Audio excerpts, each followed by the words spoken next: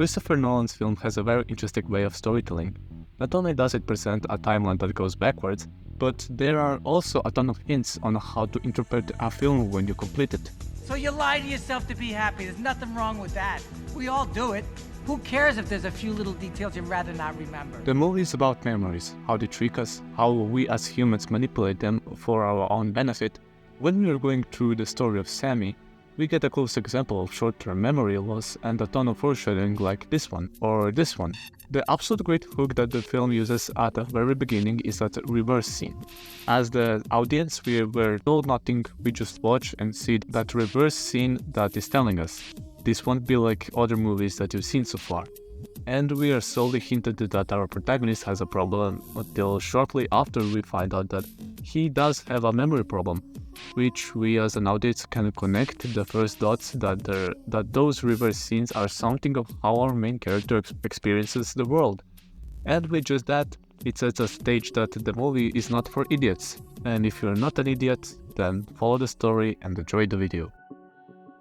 And the film goes on and we are introduced to two characters, Teddy and Natalie. At first, we are suspicious of Teddy because we quickly find out that Teddy is the guy who gets killed at the beginning of the movie, and there is probably a reason for that, and we are interested enough to find out the reason.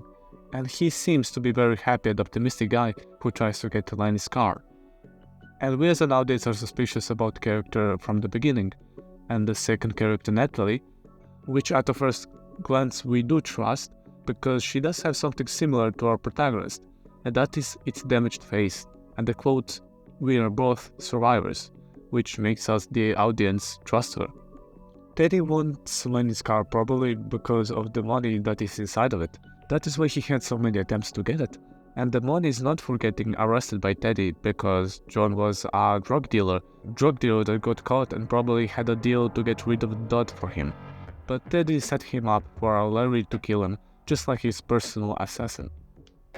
We're also finding out how our protagonist operates with tattoos and photos, what his goal is and what he's ready to do to achieve that goal, and we do get the conversation with Teddy about the memories, how memories can be trusted that easily and that writing the facts can be a more efficient way to store information, which he does have a point in that moment, but is also foreshadowing about what the movie is actually about, memories.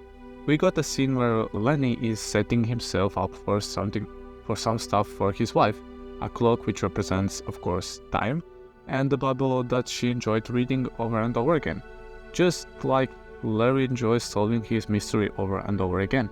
Not truly because that makes him happy, but because that sets him a sense of purpose, something to live for. And with the scene of him setting himself up is truly about to ask questions like Natalie and Teddy asked him, and that is to start questioning himself. What is really happening? Are even those memories he has false or truth? Is everything a lie? Now we get an argument with Teddy, and we found that Lenny was sleeping with Natalie, which just makes us, the audience, trust Natalie more and be more interested in her. Like, what happened to her lover? What does she feel about Lenny? And how does she gather all those pieces of information about Lenny? We as an audience, since that part of the movie goes backwards, forced to trust her on those bold speculations, just like Lenny does. We are in his shoes. If you pay attention to details, we can notice that what is supposed to be the same is not. Like this picture of Natalie and Johnny. In one he does have a mustache and in other he doesn't. And Natalie is in another position. And through the movie, we do get other details like that to remind us to not completely trust our memory, but because we saw that Johnny did have a mustache. We, just like Lenny, are forced to take notice of those details. For him to know who to trust and who not to, and for us to trust ourselves. Something that Lenny should be more cautious about. Then comes the dot to spice things up. We as the audience are slowly getting used to how the film operates and are solving the puzzle ourselves. John G, Dodd, drug dealer, Natalie, why Teddy wants Lenny's car. The movie does an absolutely great job at making the audience ask those questions. Also, what Dodd does to the story is showing just how dangerous the world can be. How will our protagonist react and how does he handle situations like that? We frequently get new scenes with Sammy and Lenny's wife. From the start, when Lenny was talking about how happy and beautiful his wife was, but every time we saw her, She was in what looks like a depressed state, which makes us doubt even that part of Lenny's memories. Also, where did Lenny learn how to tattoo himself?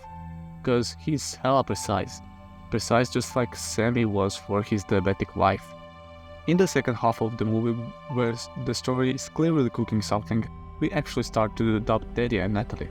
We don't fully trust Teddy, but Natalie is definitely not a person that can be trusted. What are the motives? Or what are they using Lenny? Now we truly start to looking for details. We get new information all the time, and we quickly need to connect it, just like Lenny does all his life. Now we're certain that we saw the end of the movie, and we know how the story started. Now we are hyped about how did we get here. More answers results in more questions. We do connect some things like who is John G, who is the cop, and who is the drug dealer. And we also saw how Lenny tries really hard to forget about his wife by burning her things and by setting false wife to remind himself that she is gone and that she will never go back, so that he does not need to grieve for her every 20 minutes for the rest of his life. He's trying to find a way to heal. For a sense of time, we have a scratch on Lenny's face. As the story goes backwards, the scratch gets bigger and bigger, and in the black and white scenes, he does not have those scratches on his face. And we find out that he got them by fighting with John G and not by slamming his face into the mirror when his wife was about to get murdered, as some of us thought, which signifies that we don't know how much time passed since Larry's wife died, but it's about a week since he killed John G to when he killed Teddy. Now we get somewhat picturing ahead after Lenny killed John G, the drug dealer, until Teddy confesses that this was a loop all along, which makes us shocked and our theories fall into water and quickly need to create new ones, but are too shocked and confused to do so.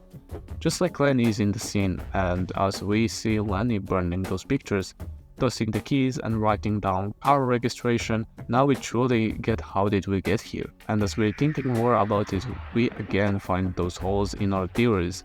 What happened, and that is done purposely so we as an individual can create our own theories and beliefs, but the truth will stay unknown, just like memories do. Through the movie we get a lot of meanings in small stuff like a gun on a Bible, which could represent Lenny, the gun killing his wife, and Lenny's wife, the Bible, since she loved to read. Or rotten apple to foreshadowing us that Natalie is not to be trusted, she's also rotten inside, and many more little things like that to make the story richer. Like the fact that those three characters used Lenny for their own evil benefits. For Lenny to pay more for rent, to kill for someone, and of course Lenny uses himself by lying to himself, for himself. Then we're all evil and all the same, for revenge or money. And as we see how the loop will continue, and we don't know how many times have it actually repeated, which makes the story quite pessimistic, but most of all to adopt our own memories, which the story of the Memento is actually about. Thank you so much for watching. I love Nolan's movies, and if you want me to make more analysis on his works, you already know how to support me. Thank you so much.